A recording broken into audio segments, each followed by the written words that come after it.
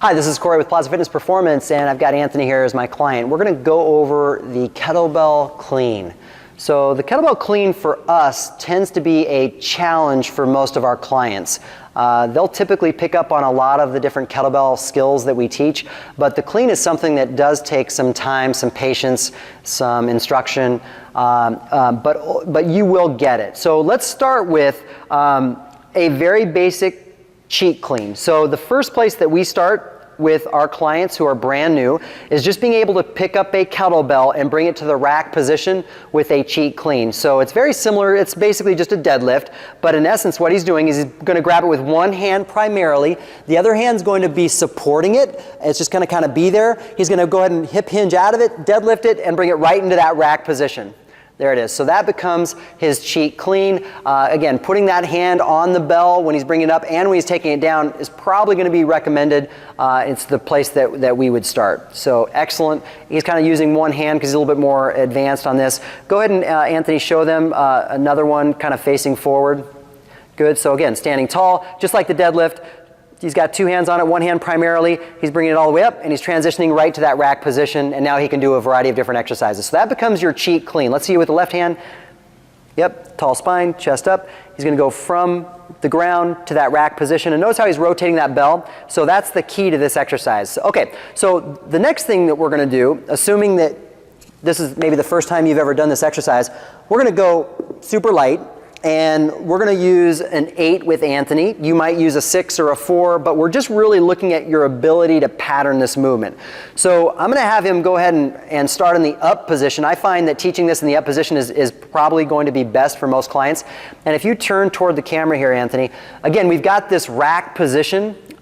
When we go to the clean, think of it as like a swing, except for we're keeping our elbow tucked in tight.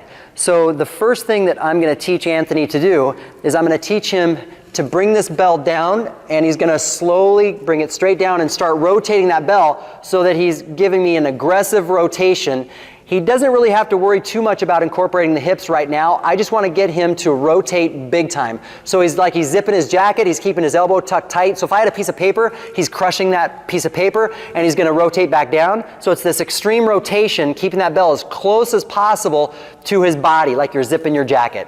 Right back down. So he's got this natural movement where he's getting this rotation, and the bell's going around his wrist. It's not going over the top of his wrist. So our clients who don't quite have a grasp of this particular movement, they end up bringing the bell away from them, and they end up going on top of their wrist, and then it bangs their forearm. So we want to try to minimize that because it's not going to be comfortable for you and you're going to have bruises and stuff. So rotating this bell, getting used to this. Once he has this, now I'm going to encourage him to go ahead and start using his hips to get that bell up into that rack position, so it's not just an upper body exercise. So he's going to go ahead and rotate back down. He's going to hip hinge. He's going to use his swing to get that bell up. So keep going with that, Anthony. So he's giving us that heavy rotation around the wrist. Excellent. And now he's using his hips, so he could do this all day. Notice how his other hand isn't just there.